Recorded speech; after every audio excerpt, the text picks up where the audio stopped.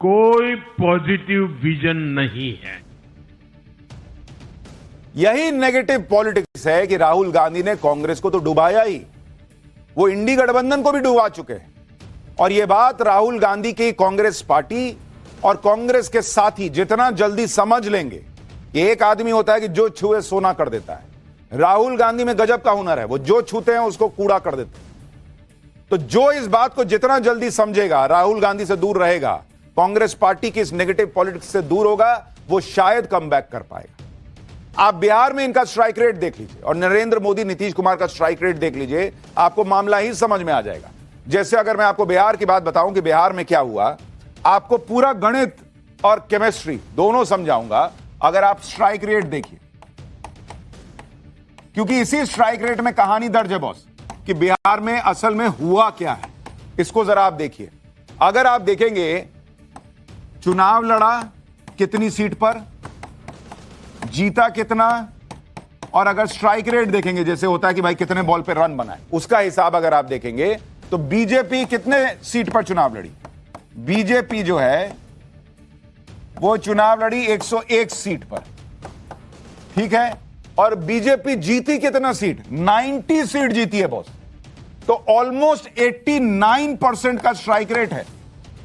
इसी तरह से आप गठबंधन में जेडीयू को देखिए, जेडीयू भी 101 पे लड़ी, जेडीयू 84 जीती, उसका स्ट्राइक रेट आप देखिए 83% है। और यह होना ही था क्योंकि भाई जो पिछले बार बिखराव हुआ था चिराग के जाने से, वो नहीं हो पाया। इधर आप कांग्रेस का हाल देखिए बॉस, राहुल गांधी भर दुनिया में घूम रहे हैं कि मैं ही जो है इस देश को बचा सकता हूं। आप देखिए कांग्रेस 61 सीट पर लड़ी, जीती कितनी है, 6। इनका स्ट्राइक रेट है 9% का बॉस। यहां एक को 89 नंबर आ रहा है एग्जाम में, एक को 83 नंबर आ रहा है, दूसरे को आ रहा है 9 नंबर, डबल डिजिट में मामला नहीं पहुंच रहा है, और वो आदमी चाहता है कि मैं देश का प्रधानमंत्री बन जाऊं। पब्लिक आपको मानिए नहीं रही है। आरजेडी को आप देखिए, इनके चक्कर में आरजेडी का भी क्या हाल हुआ। आरजेडी 143 सीट पे लड़ी। कई लोग कह रहे हैं आरजेडी का वोट शेयर ज्यादा क्यों, अरे भाई ज्यादा सीट पे लड़े हैं, जीती है 25। तो इनका स्ट्राइक रेट अगर आप देखेगा तो 17%। अरे भैया जो एग्जाम में 40% चाहिए होता पास होने के लिए, उसका आधा भी ये लोग नहीं लाए। बिहार में कांग्रेस की ऐसी हालत देखकर आज नरेंद्र मोदी ने कांग्रेस की क्लास लगाई। सुनिए एक बार पीएम मोदी ने क्या कहा है, फिर आपको बताता हूं कि इस जीत के पीछे जो MY फैक्टर है नरेंद्र मोदी वाला, वो कितना बड़ा फैक्टर है। आज ही के दिन सिर्फ एक चुनाव में हमारे जितने विधायक चुने गए हैं, कांग्रेस पिछले 6 चुनावों में 6 चुनाव में उतने विधायक जीत नहीं पाई। कांग्रेस और इंडी गठबंधन बार बार हार रहा है, लेकिन इनकी नेगेटिव पॉलिटिक्स खत्म नहीं हो रही। आज बिहार के रिजल्ट पर भी ये लोग वैसी ही बातें कर रहे हैं। इसके बारे में आगे दिखाऊंगा। ये लोग सेटबैक के बाद भी सीखने को तैयार नहीं होते। आप देखिए कि नरेंद्र मोदी को भी सेटबैक तो मिले थे, लेकिन उन्होंने कमबैक किया सेटबैक से। आप याद कीजिए 2024 में जब लोकसभा चुनाव का रिजल्ट आया था तो नरेंद्र मोदी का चेहरा कैसे उतरा हुआ था। पब्लिक भूल सकती है वो चेहरा। ये चेहरा पब्लिक भूली नहीं थी कि कैसे नरेंद्र मोदी के चेहरे पे दिख रहा था कि उन्होंने 240 एक्सपेक्ट ही नहीं किया था। जो वोट चोरी करेगा 240 लेगा, ऐसा चेहरा उतरेगा उसका। नरेंद्र मोदी के उस हाव भाव की बहुत चर्चा हुई थी। पब्लिक को गिल्ट फीलिंग हो रही थी कि भाई इस आदमी के साथ ऐसा कैसे कर दिया हमने। जहां जाइए लोग कहते थे बाप रे, अयोध्या में जो है बीजेपी हार गई, अरे बाप रे, मोदी को हमने 240 दिया, पाप हो गया। लोग ऐसा बोलते थे। लोग नरेंद्र मोदी का चेहरा भूल नहीं पाए, और उस चेहरे का नतीजा था, ये चेहरा लोगों के मन में बैठ गया कि भाई 400 पार नहीं कराया, 240 पर रोका, तो ऐसा नरेंद्र मोदी का चेहरा देखना पड़ा। जो आदमी जो है वो छुट्टी ना ले, काम पे काम, बोल्ड डिसीजन ले, देश को नए मकाम पे ले जाए, उसके ऐसा हमने चेहरा कर दिया। वो जो सेंटिमेंट नरेंद्र मोदी के साथ आया, उसमें एक के बाद एक नरेंद्र मोदी को जीत मिलती चली। वो एक बहुत बड़ा फैक्टर रहा। वही एक लौता फैक्टर नहीं है, लेकिन वो एक बड़ा फैक्टर। पब्लिक को लगा कि मोदी का साथ न देकर गलती कर। फिर हरियाणा, महाराष्ट्र, बिहार, हर जगह वोटर इस बात पे नहीं सोया रहा कि ना जीतिए रहे होंगे। सबने ये ठान लिया कि जीत रहे हैं हार रहे हैं हमको फर्क नहीं पड़ता, मैं तो अपना वोट डालने जाऊंगा। तो जो 400 पार वाली कसर थी वो भी एक तरीके से पूरी कर दी। पब्लिक सेंटिमेंट को इंडी वाले समझ ही नहीं पा रहे, और ये इनकी सबसे बड़ी कमजोरी है। आप देखिए कि जिन महिलाओं के लिए नरेंद्र मोदी और नीतीश कुमार ने इतना काम किया, भाई शौचालय दिया, गैस कनेक्शन दिया, बिजली घर में पहुंचाई, राशन दिया, रोजगार के लिए पैसा दिया। उनके लिए इंडी गठबंधन ने प्रचार के दौरान व्यक्तिगत हमले किए। इंडी गठबंधन के मंच से पीएम मोदी की मां के लिए अपशब्द कहे गए, पीएम मोदी की मां को गाली तक दी गई, पीएम मोदी के लिए वोट चोर गद्दी छोड़ के नारे लगाए गए। राहुल गांधी जब तब नरेंद्र मोदी के लिए तू तड़ाक करके बात करते हैं, इज्जत ही नहीं देते हैं। नीतीश कुमार की सेहत को लेकर ये लोग मजाक बनाए, रील बनाए, नीतीश कुमार पर व्यक्तिगत हमले किए। ये लोग ये समझ ही नहीं पाए बॉस कि मोदी और नीतीश कुमार, ये दोनों लोगों का जो महिला वोटर से कनेक्ट है, वो महिला वोटर जो है जिसको इन्होंने इतनी इज्जत दी कि उनको अब सड़क पे शौच के लिए नहीं जाना पड़ता, उनको जो है वो इतनी इज्जत दी कि अब घर पे सिलेंडर से आराम से खाना बन रहा है, उनके घर में बिजली आ रही है, महिलाएं जो है वो साइकिल दी कि जाओ पढ़ो, बेटियां स्कूल छोड़ती थी उनको स्कूल भेजा। जो मोदी नीतीश महिलाओं को इज्जत दे रहे थे, उन मोदी नीतीश को आप पर्सनली बेइज्जत करने की पॉलिटिक्स की जगह महिला छोड़ देगी। इन बयानों और अपशब्दों ने महिला मतदाताओं को इंडी गठबंधन से और दूर कर दिया। राहुल गांधी सोचते हैं मैं नरेंद्र मोदी को तू तड़ाक करके बात करता हूं, पब्लिक मुझे माचो समझेगी। अरे माचो नहीं समझ रही है बॉस, पब्लिक को पसंद नहीं आ रहा। बिहार में ये सब नहीं चलता है कि बड़ा आदमी को जो है, जो आपसे उम्र में कम से कम बड़ा हो, उसको आप इस तरह से तू तड़ाक कीजिए। पब्लिक समझ गई कि ना ये आदमी सटने लायक नहीं है। इंडी गठबंधन ने महिला मतदाताओं का मिजाज समझने में गलती कर दी। दूसरी तरफ पीएम मोदी और नीतीश कुमार की योजनाओं ने महिलाओं को अपनी तरफ आकर्षित किया। बिहार में इतनी भारी जीत के कई फैक्टर हैं, लेकिन सबसे बड़ा फैक्टर महिला वोटर्स का ही माना जा रहा है। महिलाओं के लिए पीएम मोदी की योजनाएं, बिहार में सीएम नीतीश कुमार की योजनाएं, इन सबका असर वोटिंग पैटर्न में देखने को मिला। और अगर आप देखेंगे, चुनाव से पहले मुख्यमंत्री महिला रोजगार ऋण योजना शुरू की गई। 1.5 करोड़ महिलाओं को रोजगार के लिए 10-10 हजार रुपए डाले गए। पंचायतों और नगर निकायों में महिलाओं को 50% आरक्षण दिया गया। बिहार में 1,35,000 महिलाएं सरपंच, पार्षद और मुखिया बन सकी। मुफ्त साइकिल योजना के तहत हर साल 14 लाख साइकिल बांटी गई। लड़कियों का ड्रॉप आउट रेट 40% से घटकर 18% हो गया बॉस। लड़कियां स्कूल आधे में छोड़ना बंद कर दी। 2016 में शराबबंदी की, जिसका महिलाओं पर डायरेक्ट असर पड़ा। घरेलू हिंसा के मामलों में 35% की कमी आई। महिलाओं की बचत 22% बढ़ गई। जीविका दीदियों के नेटवर्क का भी एनडीए को फायदा मिला। 10 लाख स्वयं सहायता समूह से करीब 1 करोड़ 20 लाख महिलाएं जुड़ी। मुख्यमंत्री कन्या उत्थान योजना से 1 करोड़ 80 लाख लड़कियों को लाभ हुआ। इसमें जन्म से लेकर ग्रेजुएशन तक 54,100 रुपए की सहायता राशि दी जाती है। छात्रा पोशाक योजना, लड़कियों को फायदा मिला। हर साल 1 करोड़ 40 लाख लड़कियों को पोशाक भत्ता मिलता है। जंगल राज वर्सेस सुशासन के नैरेटिव का असर दिखा। एनडीए ने लालू के दौर में जंगल राज की याद दिलाई, साथ ही 2005 के बाद सुशासन की बात की। लड़कियों को, महिलाओं को याद है कि घर से निकलना मुश्किल था। शाम में 6 बजे लड़की घर ना आए लालू जी के राज में तो घर वाले फोन करते थे, परेशान हो जाते। तो फोन तो उस वक्त उतना नहीं होता था, परेशान हो जाते थे लोग कि अरे बेटी घर नहीं आई, अरे बहू घर नहीं आई। आज लोग 10-10 बजे घूम रहे हैं आराम से, 11 बजे रात में घूम रहे हैं। पब्लिक भूल जाएगी। तो वो महिलाओं का कनेक्ट था। और इसीलिए अगर आप देखेंगे, पूरा खेल अगर इस चुनाव में इस मैसिव विक्ट्री के पीछे कोई है तो महिला वोटर है।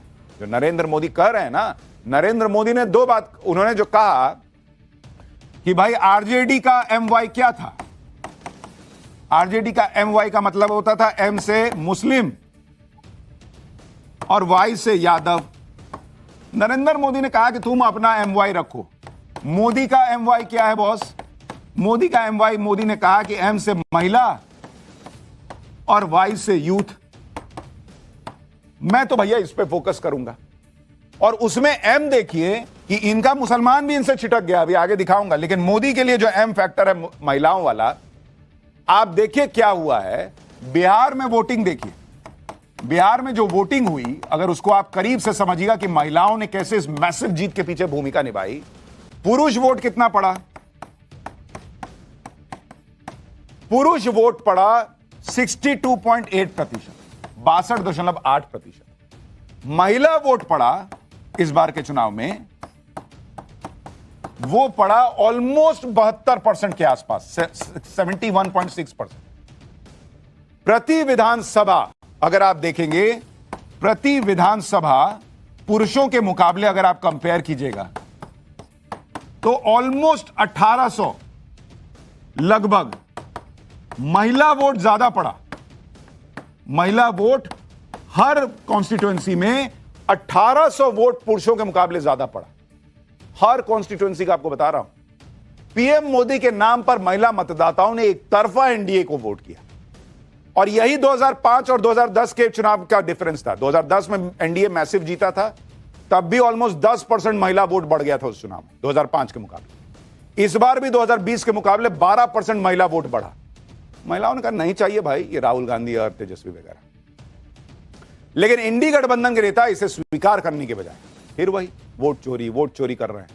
इंडी गठबंधन में शामिल उद्धव ठाकरे की शिवसेना की नेता प्रियंका चतुर्वेदी ने महिला मतदाताओं पर फोकस करने की बात कही। प्रियंका चतुर्वेदी ने कहा कि डियर ऑपोजिशन लीडर्स, बिना मांगी सलाह है कि देश की महिलाओं से बात करिए। महिलाओं के बिना कोई भी विकल्प तैयार नहीं हो सकता है। यानी इंडी गठबंधन के नेता भी मान रहे हैं कि जमीनी मुद्दों और लोगों से जुड़े मुद्दों की बात करो। इसी पर पीएम मोदी का फोकस रहता है और इसलिए वो जीतते हैं। इंडी गठबंधन वाले अपने एमवाई समीकरण के सहारे थे। मुस्लिम यादव वाला नरेंद्र मोदी ने महिला यूथ लॉन्च किया। महिलाओं का आपको फैक्टर मैंने आपको दिखाई। बिहार में अगर आप यादव फैक्टर देखिएगा, वाई वाला, बिहार में यादव बहुल सीटों में 45 सीटें आती हैं। एनडीए ने इसमें जो है जो यादव बहुल सीटें हैं उसमें से 45 एनडीए ने जीती, जबकि महागठबंधन को सिर्फ 16 सीट मिली। इसी तरह मुस्लिम बहुल सीटों में से 39 सीटें एनडीए ने जीती और महागठबंधन को सिर्फ 8 मिली, उसमें 5 एआईएमआईएम उठा के ले गया। यानी जो उनका एमवाई था मुसलमान और यादव, वो भी छोड़ चुका है बॉस। मुसलमान भी कह रहा है कि मुसलमान दरी बिछाने के लिए नहीं है, ओवैसी जी सही बात कर रहे हैं। और यादव भी कह रहा है कि झुट्टे हिंदू को जाति में बंटना ही नहीं है, मैं मोदी के साथ जा रहा हूं। तो इनके पास कुछ बचा ही नहीं, ठेंगा। इसी पर आज पीएम मोदी ने इंडी गठबंधन को घेरा भी। एक बार पीएम मोदी को सुनिए। बिहार में कुछ दलों ने तुष्टीकरण वाला एमवाई माय फॉर्मूला बनाया था, पर आज की इस जीत ने एक नया सकारात्मक एमवाई माय फॉर्मूला दिया है और ये है महिला और यूथ। उनकी इच्छा, उनकी आकांक्षा और उनके सपनों ने जंगल राज वालों के पुराने सांप्रदायिक माय फॉर्मूले को पूरी तरह ध्वस्त कर दिया है। इंडी गठबंधन के साथ ना पूरी तरह से मुस्लिम रह गया है, ना यादव रह गया है। ये हिंदुओं को जातियों में तोड़ने वाली बातें कर रहे थे, लेकिन हिंदू एकजुट हो गया। पूरे चुनाव में लालू यादव सिर्फ एक सीट पर प्रचार करने के लिए निकले थे, वो सीट भी हार गए। दानापुर की सीट थी जहां आरजेडी के रीतलाल यादव 90,744 वोट पा पाए और बीजेपी के रामकृपाल यादव से हार गए, जिनको 1,19,877 वोट मिले। यानी रामकृपाल यादव बीजेपी के ऑलमोस्ट 29,133 वोट से जीत गए। यानी लालू यादव इतनी खराब सेहत में भी एक कैंडिडेट का प्रचार करने निकले, पब्लिक ने लालू यादव का उसका भी मान नहीं रखा कि हटाओ न जीता रहे। इसी तरह आप मुस्लिम वोटों का हाल देखिए। सीमांचल के इलाके में ओवैसी ने इनको पानी पिला दी। सीमांचल में महागठबंधन को 2020 में 7 सीटें मिली थी, इस बार 2 सीटें घट गई, 5 हो गई, लेकिन ओवैसी की 5 सीट बरकरार रही। ये लोग ओवैसी का विधायक सब तोड़ लिए थे। ओवैसी ने फिर जीत करके दिखा दिया कि ना, मैं तो हूं, मैं रहूंगा। इंडी गठबंधन के सारे समीकरण ध्वस्त होते चले और इसी का नतीजा है कि अकेले बीजेपी 90 सीटें लाकर सिंगल लार्जेस्ट पार्टी बन गई। अकेले बीजेपी को महागठबंधन की कुल सीटों से 2.5 गुना ज्यादा सीट मिली। राहुल गांधी ने कांग्रेस को ऐसा डुबोया कि ओवैसी और कांग्रेस अब बराबर हो गए भाई। और आप एनडीए का वोट शेयर भी देखिए, सीधे सीधे क्लियर हो जाएगा कि इंडी के सारे समीकरण कैसे ध्वस्त हुए हैं। जरा सा इसको भी समझिए। जो बिहार में वोट शेयर रहा है, वोट प्रतिशत, उसको भी जरा देखिए। साल 2020 में अगर आप देखेंगे, 2020 में क्या हुआ था, एनडीए का जो वोट शेयर था वो करीब करीब जो है 41.48% था।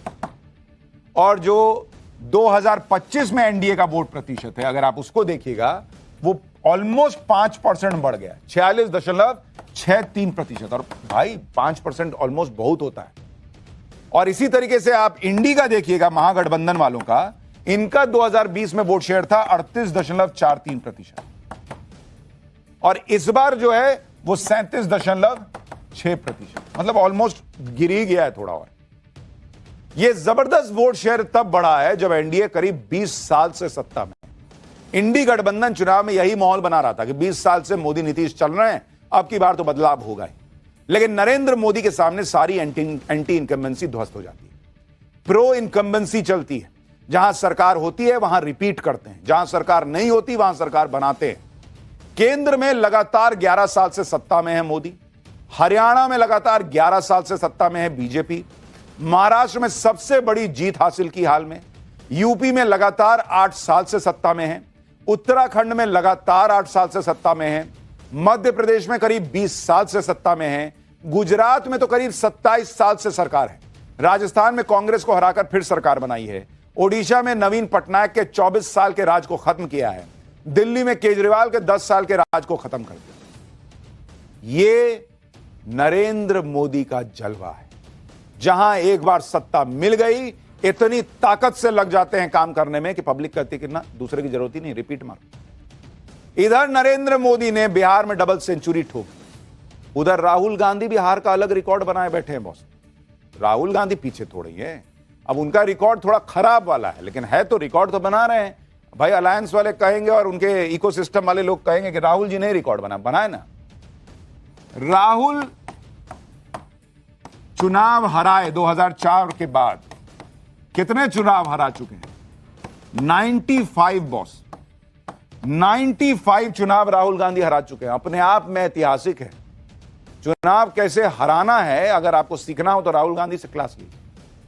2014 से 2024 के बीच में 62 विधानसभा चुनाव हराए हैं।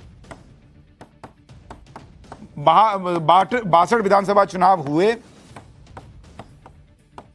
और उसमें से कांग्रेस पार्टी जो है वो 47 हारी, 47 हार गई। ये है राहुल गांधी का ट्रैक रिकॉर्ड।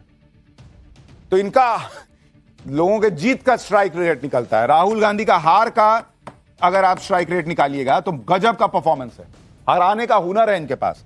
ऑलमोस्ट 76% का स्ट्राइक रेट है इनका। मतलब अगर आपको ऐसा हो कि नहीं ये तो हम चुनाव जीत रहे हैं, हारे कैसे, एक फोन लगाइए राहुल गांधी, आओगे हराओगे। इसी तरीके से आप देखिएगा 2024 के लोकसभा चुनाव और उसके बाद हुए विधानसभा चुनाव। 2024 के बाद अगर आप देखेंगे, दोनों मिला दीजिए लोकसभा और विधानसभा, राहुल गांधी चेहरा बने, लेकिन 2024 लोकसभा चुनाव के बाद विधानसभा चुनाव जितने हुए उसमें भी नहीं जिता पाए। 6 चुनाव हुए, 6 चुनाव, उसमें 4 राज्य दिल्ली, महाराष्ट्र, हरियाणा, बिहार, वो वहां पर 4 में एनडीए जीता और 2 में इंडी जीता। उसमें भी राहुल गांधी का कोई बहुत अद्भुत कंट्रीब्यूशन नहीं है, वहां भी कांग्रेस खराब ही परफॉर्म की। झारखंड में जेएमएम की वजह से जीत गए, जम्मू कश्मीर में उमर अब्दुल्ला की पार्टी की वजह से जीत गए। जिन 2 राज्यों में इंडी गठबंधन जीती वहां भी कांग्रेस ने कोई धमाका नहीं किया था। यानी राहुल गांधी का परफॉर्मेंस का कंसिस्टेंसी है बॉस। मोदी की कंसिस्टेंसी है जीत, राहुल गांधी की कंसिस्टेंसी है हार। मोदी के जिस पॉकेट में डालिए जीत निकलती है, राहुल गांधी की जिस पॉकेट में डालिए हार निकलती है। बिहार के नतीजों में बीजेपी और कांग्रेस में यह बड़ा फर्क इसलिए है क्योंकि बीजेपी के पास नरेंद्र मोदी जैसा मजबूत चेहरा है, नेतृत्व है। मोदी का स्ट्राइक रेट अगर आप बिहार में देखेंगे, नरेंद्र मोदी ने जहां जहां रैली की वहां एनडीए ने विपक्ष को काफी पीछे छोड़ दिया। बिहार में नरेंद्र मोदी ने 14 रैलियां की, 1 रोड शो किया और पीएम मोदी की जीत, इन इलाकों में जीत दिलाने का स्ट्राइक रेट 80% का रहा। दूसरी तरफ राहुल गांधी के प्रचार से ना कांग्रेस को फायदा हुआ ना इंडी गठबंधन को। राहुल गांधी ने 10 रैलियां की, 9 सीट पर कांग्रेस और इंडी गठबंधन हार गए। कांग्रेस के ऐसे ही प्रदर्शन को देखकर आज पीएम मोदी ने कांग्रेस पर बड़ा हमला बोला। पीएम मोदी ने कहा कि एमएमसी हो गई है कांग्रेस। अब ये एमएमसी क्या है सुनिए। आज कांग्रेस मुस्लिम लीगी माओवादी कांग्रेस यानी एमएमसी बन गई है। ये कांग्रेस मुस्लिम लीगी माओवादी कांग्रेस है, ये एमएमसी है। कांग्रेस का पूरा एजेंडा अब इसी पर चलता है। राहुल तेजस्वी का ऐसा प्रदर्शन देखने के बाद सोशल मीडिया पर मीम्स की बाढ़ आ गई। जिस तरह के दावे इंडी गठबंधन और दूसरे नेता कर रहे थे, वो सारे दावे मुंह के बल गिर गए। इसके बाद सोशल मीडिया पर लोग तरह तरह के मीम शेयर करने लगे। जैसे ये मीम देखिए, जिसमें एक आदमी खैनी रगड़ रहा है और हथेली पर जो है वो तेजस्वी की फोटो लगी हुई है और लिखा है कि यहां पर खैनी के साथ चूना भी रगड़ दिया जाता है। एक और मीम देखिए, इसमें मोदी, नीतीश, तेजस्वी और प्रशांत किशोर राहुल गांधी से के साथ रेस में सब इधर दौड़ रहे हैं, राहुल गांधी उल्टा दौड़ रहे हैं, तो उनका फोकस ही उल्टी तरफ है। एक और मीम सोशल मीडिया पे चल रहा है, इसमें लालू यादव राहुल गांधी से कह रहे हैं 3 इडियट का सीन लगा के कि हाथ जोड़ के गुजारिश है, मेरे बेटे से दूर रहो। इसी तरह से यह मीम है जिसमें राहुल गांधी की तस्वीर पर लिखा है, ना तूफान और ना आंधी, कांग्रेस को खत्म करेगा राहुल गांधी। राहुल गांधी के उठाए मुद्दों पर भी मीम बन रहे हैं। जैसे ये देखिए, इसमें बिहार में राहुल का हाइड्रोजन बम फेल हुआ, वोट चोरी नैरेटिव फेल हुआ, ईवीएम हैक फेल हो गया, फेक प्रॉमिस फेल हो गया, ये सारा दिख रहा है। अच्छा, आज जवाहरलाल नेहरू का जन्मदिन भी है, तो बिहार के नतीजों से इसको भी जोड़कर मीम बन गया। इसमें लिखा है कि जन्मदिन पर कांग्रेस का प्रदर्शन देखते हुए चाचा नेहरू। एक भाई साहब है प्रशांत किशोर, उन पे भी जम के मीम बन रहे हैं, पीके की पार्टी को एक भी सीट नहीं मिली। इस पर लिखा है कि सर जीरो चेक कर लो। पीके पर बने इस मीम में लिखा है कि हम हैं कि हम नहीं, हम हैं तो कहां हैं, नहीं हैं तो कहां गए, जनाब हम थे भी या हम थे ही नहीं। लोग ये भी बना रहे हैं। बिहार के नतीजों पर पुष्पा फिल्म की स्टाइल में भी मीम बन रहे हैं, जिसमें पुष्पा बनी पब्लिक विपक्ष से कह रही है कि तुम्हारी रैली में आया तो तुमने अपना वोटर समझा क्या, नहीं तुम्हारी कॉमेडी का फैन है मैं। तो इस तरह के मीम्स बता रहे हैं कि पब्लिक सेंटिमेंट क्या है इन नतीजों को देखकर। इनका मजाक उड़ रहा है बॉस, और यह मजाक इन्होंने अपना खुद बनाया है। कांग्रेस पार्टी सीखने को तैयार नहीं है। जो आदमी 95 चुनाव हरा दिया, उस आदमी के नेतृत्व को नकारने को तैयार नहीं। और मैं बार बार कहता हूं कि कांग्रेस पार्टी का वो जो कार्यकर्ता बिहार में मेहनत कर रहा था, वो जो यंग लीडर चुनाव लड़ रहा था, उसके पास तो ना बंगला है, वो तो बंगले में नहीं रहता, वो तो विदेश घूमने नहीं जाता, वो तो महंगी shirt, T shirt, pant, jeans नहीं पहनता। उसको हारने से फर्क पड़ता है बॉस, राहुल गांधी को पड़ता नहीं। लेकिन वो जब तक बोलेगा नहीं कि बॉस आप हरा रहे हैं, तब तक यही चलता रहेगा। कांग्रेस नेताओं ने वोट चोरी का दोष लगाना शुरू कर दिया, क्योंकि उनके लिए यही है कि भाई पूछेगा मेरा कार्यकर्ता तो क्या बोलना है, वोट चोरी बोलो ना। उन्होंने चुनाव आयोग को फिर से दोष देना शुरू कर दिया। 9:30 बजते बजते डिबेट में कांग्रेस नेता अजय वर्मा दावा कर रहे थे कि इंडी गठबंधन जीत रहा है। 10:30 बजते तक इनको समझ में आ गया कि मामला तो गया, तो कांग्रेस नेता पवन खेड़ा मुख्य चुनाव आयुक्त ज्ञानेश कुमार को दोष देना शुरू कर दिया। सुनिए कांग्रेस के नेताओं को, इनका कुछ नहीं बदलना है बॉस। जो 000 मकान नंबर था कि हम पेड़ के नीचे जो सुता चुनाव आयोग का 00000 हो गए, मतलब आप वोट चोरी की वजह से हार रहे हैं? नहीं, वोट चोरी जो है बिल्कुल नहीं, हम हार नहीं रहे। अच्छा, हम चुनाव जीत रहे हैं, वोट चोरी हो गया लेकिन आप जीत रहे हैं। लेकिन ये चुनाव आयोग ये मेंटेन कीजिएगा बहुत अगले कुछ घंटे करने का काम। कुछ घंटों में स्पष्ट होगा कि बिहार के लोग भारी पड़ेंगे ज्ञानेश कुमार गुप्ता पर या ज्ञानेश कुमार गुप्ता ही भारी पड़ेंगे, देखते हैं। मैं बिहार की जनता को तो कम नहीं आंक सकता, उन्होंने पूरा हिम्मत दिखाई है, SIR के बावजूद दिखाई है, वोट चोरी के बावजूद दिखाई है। ज्ञानेश कुमार किसी पे भारी नहीं पड़ रहे बॉस, राहुल गांधी कांग्रेस पार्टी पे भारी पड़ रहे हैं। इनको कंधा से उतारिए। कांग्रेस पार्टी इनका वजन सह नहीं पा रही है, क्योंकि इनकी स्ट्रैटेजी, इनकी पॉलिटिकल समझ कुछ भी कांग्रेस पार्टी को आगे नहीं ले जा रहा है। कांग्रेस पार्टी को राहुल गांधी ने ऐसा बना दिया है कि खुद ड्राइवर के सीट पे बैठ के ब्रेक दबाए हुए एक्सीलरेटर की जगह। अब भर पार्टी को कहते हैं कि पीछे से धक्का दो, अरे ब्रेकवा से पैर हटाइएगा तब ना गाड़ी आगे बढ़ेगी। कार्यकर्ता हाँफ रहा है पीछे की गाड़ी बढ़ नहीं रही, तो कह रहे हैं ज्ञानेश कुमार ने जो है ना मेरी गाड़ी को आगे से रोक रखा है। अरे भैया आपका पैर ब्रेक पे है। राहुल गांधी और कांग्रेस ये बात पहले समझ चुके थे कि बिहार की जनता उनको भाव नहीं देने वाली। इसलिए जब एक लंबे गैप के बाद आखिरी में राहुल गांधी बिहार चुनाव के प्रचार में उतरे भी, तो उन्होंने पहले ही वोट चोरी करके बेस बनाया कि अगर कांग्रेस हारेगी, चुनाव आयोग और बीजेपी की मिलीभगत बता देंगे, फिर बच जाएंगे। चुनाव का रिजल्ट का दिन है, राहुल गांधी कहां है किसी को पता ही नहीं। यह सारा मामला इतना स्क्रिप्टेड था कि आज सुबह करीब 8:30 बजे जब बिहार चुनाव के नतीजे आने ही शुरू हुए, कांग्रेस दफ्तर के बाहर कांग्रेस समर्थक वोट चोरी के खिलाफ प्रदर्शन करने लगे। राहुल, प्रियंका वाड्रा, सेना से जुड़े ये लोग वोट चोरी गद्दी छोड़ के नारे लगाने देगी। इन्होंने पोस्टर पहले ही छपवा लिया था, इनको यकीन था कि हम हारेंगे। सुबह 8 बजे थोड़ी पोस्टर छपा होगा। खराब प्रदर्शन के बाद तो सीधी उंगली राहुल गांधी के नेतृत्व पर उठनी चाहिए, लेकिन राहुल गांधी पे आंच आएगी। बाप रे बाप, ये लोग एकदम इससे घेर लेते हैं कि सर आपको कुछ नहीं होने देंगे। कांग्रेस नए नए बहाने बना रही है। कांग्रेस के नेता माहौल बना रहे हैं कि वोट चोरी के साथ वोट खरीद भी हो गई है। भाई जो वोट चोरी कर देगा वो खरीदेगा क्यों? पहले ईवीएम किए, अब वोटर लिस्ट कर रहे हैं। कह रहे हैं कि बीजेपी पैसे के दम पे चुनाव जीत रही है। 10,000 रुपए देकर महिलाओं का वोट खरीद लिया।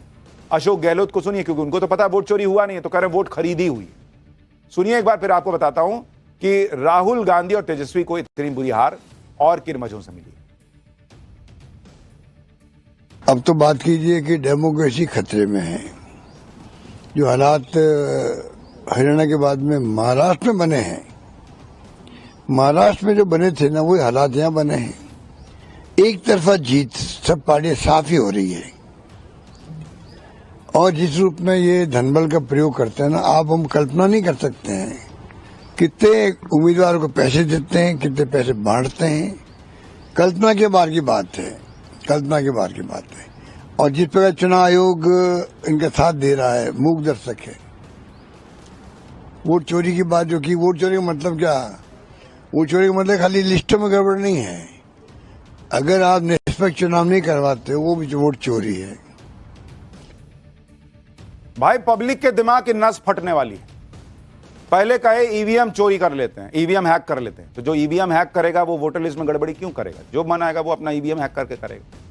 लेकिन ईवीएम हैकिंग साबित नहीं कर पाए तो आए कि भाई स्टोर रूम में कुछ करते हैं, वहां साबित नहीं कर पाए तो फिर आए वोटर लिस्ट में गड़बड़ी करते हैं, वो साबित नहीं कर पा रहे तो कह रहे पैसा दे के चुनाव जीतते हैं। अरे भाई पैसा दे रहे हैं, वोट चोरी कर रहे हैं, क्या कर रहे हैं? आपस में एक मीटिंग करके पहले मन बनाइए आप लोग। ये लोग अपनी गलती नहीं देखेंगे, बाकी सब देख लेंगे।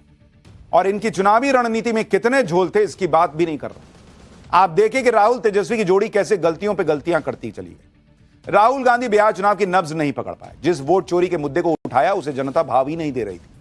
पीएम मोदी पर पर्सनल अटैक, उन्हें वोट चोर कहना, वोट के लिए नाचने वाला कहना, तू तड़ाक करके बात करना, इंडी के मन से पीएम मोदी को मां की गाली मिलना, यह सब बिहार की जनता को पसंद नहीं आया। बिहार के चुनाव में भी अंबानी अडानी जैसे घिसे पिटे मुद्दे उठा रहे थे, जय शाह की बात कर रहे थे, सेना पे सवाल उठा रहे थे। राहुल गांधी की तरह तेजस्वी यादव भी गलतियों पे गलतियां करते चले गए। तेजस्वी यादव ने हर घर सरकारी नौकरी जैसा वादा कर दिया, लेकिन बता ही नहीं पाए कि वादे को के लिए पैसा कहां से लाएंगे। पब्लिक को समझ में आ गया कि ओ ये घुमा रहा है। सीटों के बंटवारे को लेकर कांग्रेस और आरजेडी में तालमेल नहीं था। कई सीटों पर फ्रेंडली फाइट हो गई। लालू एंड परिवार पर लगे भ्रष्टाचार के आरोप, जंगल राज वाली पुरानी छवि तेजस्वी को ले डूबी। बिहार में कमजोर आधार वाली कांग्रेस के चक्कर में पड़कर तेजस्वी ने अपना नुकसान करवा लिया। राहुल गांधी के वोट चोरी के मुद्दे के चक्कर में वास्तविक मुद्दे भटक गए। मुकेश सहनी के प्रेशर के आगे तेजस्वी झुक गए। एक छोटी पार्टी को डिप्टी सीएम का पद देकर तेजस्वी ने मुस्लिम यादव दोनों को नाराज कर दिया। तो ये तो इतना बड़ा ब्लंडर किए बैठे हैं चुनाव। अब कह रहे हैं कि ना हम नहीं आ रहे हैं, वो वोट चोरी करके जीते। इन गलतियों की लिस्ट तो अभी और लंबी है। सबसे ज्यादा तो तेजस्वी अपने सरकारी नौकरी वाले वादे पे फंस गए थे। भाई देखिए, ये तेजस्वी यादव के लिए पहला चुनाव था जो पिता की छत्रछाया के बाहर लड़ रहे थे, क्योंकि लालू जी की तबीयत ठीक नहीं थी, वो तो प्रचार कर ही नहीं पाए। एक सीट पे किए, वो भी हार गए। लेकिन पब्लिक ने कह दिया कि भाई अब नहीं चाहिए, लालू परिवार ही नहीं चाहिए, कह दिया एक तरीके से। तेजस्वी यादव अपनी सीट पे भाई आधे दिन पीछे थे, किसी तरह जीते हैं। तेज प्रताप हार ही गए। तेजस्वी यादव ने जो वादा किया था कि हर घर सरकारी नौकरी दे दूंगा, पब्लिक को समझ में आ गया कि संभव ही नहीं है, और यहीं पर उन्होंने ब्लंडर कर दिया। पब्लिक को समझ में आ गया कि इस आदमी पर भरोसा नहीं किया जा सकता, ये घुमा रहा है। तो जब नौकरी के मामले में घुमा रहा है तो फिर जंगल राज ठीक कर दूंगा, इस मामले में भी घुमाएगा। पब्लिक ना, हम अपनी गाड़ी घुमा लेते हैं, हम वहीं जाएंगे जहां जा रहे हैं। आप देखिए कैसे चुनाव के वक्त तेजस्वी यादव कह रहे थे कि उनके पास नौकरी वाले वादे का पूरा ब्लूप्रिंट है, ब्लूप्रिंट बताएंगे, लेकिन आज तक बता नहीं पाए। हमारे पास तो पूरा खाका पड़ा है, ब्लूप्रिंट पड़ा है, और कुछ दिनों में हम बताने भी जा रहे हैं कि कैसे नौकरियां मिलेंगी। बहुत लोगों को तकलीफ हो रहा है, चुभ रहा है कि तेजस्वी ने ऐसा कह दिया कि हो ही नहीं सकता। इधर तेजस्वी अपने वादों का हिसाब किताब नहीं दे पाए, उधर राहुल गांधी बिहार चुनाव को अलग लेवल पर ले गए। वो बिहार चुनाव में अंबानी, अडानी, जय शाह का नाम लेने लगे। कह रहे थे कि जय शाह को तो बैट पकड़ना नहीं आता, क्रिकेट के चीफ बने हुए हैं। अब कोई राहुल गांधी से पलट के पूछने लग जाए कि राहुल गांधी को लगातार चुनाव हार रहे हैं, वो नेता विपक्ष काहे बने हुए हैं। बिहार चुनाव में राहुल गांधी अजीब अजीब तर्क दे रहे थे, जनता के पल्ले ही नहीं पड़ा। पब्लिक कॉमेडी देखने आई, चली गई, वोट दी नहीं। भाई उन्होंने कहा कि जियो के मोबाइल से रील बनाओगे तो अडानी के पास पैसा जाएगा। उन्होंने कहा कि सेना में जान पहचान से अमीर लड़कों को नौकरी मिलती है। ऐसी ऐसी बात, कोई सिर पैर नहीं। पब्लिक समझ गई कि ना, इन पे भरोसा नहीं कर सकते। देखिए एक बार, जब आप इंस्टाग्राम पे जाते हो, जब आप फेसबुक पे जाते हो, जब आप मैसेज भेजते हो तो पैसा किसको मिलता है? अदानी को, अंबानी को। और ये मोदी जो कह रहा है कि हमने कम दाम में दिया, ये पूरा का पूरा फायदा अंबानी और जियो को देने की कोशिश है। बिहार चुनाव में करारी हार के बाद कांग्रेस के अंदर सवाल उठने लगे। राहुल गांधी भले वोट चोरी का राग अलापते रहे, लेकिन कांग्रेस के कई दूसरे नेता हैं जो मानते हैं कि बहुत कमियां थी जिनकी वजह से हार हुई। कांग्रेस आलाकमान पर इस पर बात करनी चाहिए। जैसे शशि थरूर ने कहा कि पार्टी को गंभीरता से सोचना चाहिए, गलती कहां हुई, सीरियस होकर विश्लेषण करने की जरूरत है। अहमद पटेल की बेटी मुमताज पटेल ने कहा कि कब तक सफलता का इंतजार करेंगे, कुछ लोगों की वजह से पार्टी की यह हालत हो रही है। कांग्रेस सांसद अखिलेश प्रसाद सिंह ने कहा कि फ्रेंडली फाइट नहीं होनी चाहिए थी, इसका नुकसान हुआ है। कांग्रेस नेता और पूर्व राज्यपाल निखिल कुमार ने कहा कि संगठन की कमजोरी से हारे हैं और अच्छे कैंडिडेट चुने जा सकते थे। यानी ऐसा नहीं है कि कांग्रेस के नेताओं को नहीं दिख रहा है, ये सारे कांग्रेस के पुराने नेता रहे हैं, जानते हैं कि हार के कई कारण हैं, लेकिन इन लोगों की बात कांग्रेस में कोई सुनता ही नहीं। टिकट डिस्ट्रीब्यूशन के तुरंत बाद कांग्रेस के कई बड़े नेताओं ने प्रेस कॉन्फ्रेंस करके और ये डिमांड की थी और नाम लेके कहा था कि फला ने गलत वजहों से टिकट बांटा है। और तो नुकसान हुआ ही है। फ्रेंडली फाइट का कोई जगह नहीं होना चाहिए। और इसमें इधर से संजय यादव जी और मेरे यहाँ जो प्रभारी थे कृष्णा लावरू जी, तो यही लोग बता सकते हैं क्यों ऐसा हुआ। इस संगठन की कमजोरी है। हम आज इसी बात पर पीएम मोदी ने कांग्रेस पर निशाना साधा। पीएम मोदी ने कहा कि हो सकता है आने वाले समय में कांग्रेस में फिर से विभाजन हो जाए। सुनिए पीएम मोदी क्या प्रेडिक्ट कर रहे हैं। ये जो कांग्रेस के नामदार है, ये जिस रास्ते पर कांग्रेस को लेकर चल रहे हैं, इसके प्रति घोर निराशा, घोर नाराजगी अंदर ही अंदर पनप रही है। और मुझे तो आशंका है, हो सकता है कि आगे कांग्रेस का एक और बड़ा विभाजन हो। इंडी गठबंधन के लोग वोट चोरी का इतना माहौल बना रहे हैं, लेकिन ग्राउंड पर सच क्या है वो भी देखिए। बिहार विधानसभा चुनाव में उतरे 2616 उम्मीदवारों में से किसी ने भी रीपोलिंग, पुनर्मतदान की मांग नहीं की। 12 मान्यता प्राप्त पार्टियों में से भी किसी ने पुनर्मतदान की मांग नहीं की। एसआईआर के दौरान भी इंडी गठबंधन की तरफ से कोई अपील या आपत्ति दर्ज नहीं कराई गई। यही बात आज पीएम मोदी ने उठाई। चुनाव आयोग पर सवाल उठा रहे इंडी गठबंधन को आईना दिखाया कि भाई अगर गड़बड़ी हुई थी तो रीपोलिंग की बात करते, अगर एसआईआर में गड़बड़ी थी तो अपील करते। अपील जीरो, रीपोलिंग के लिए अपील जीरो।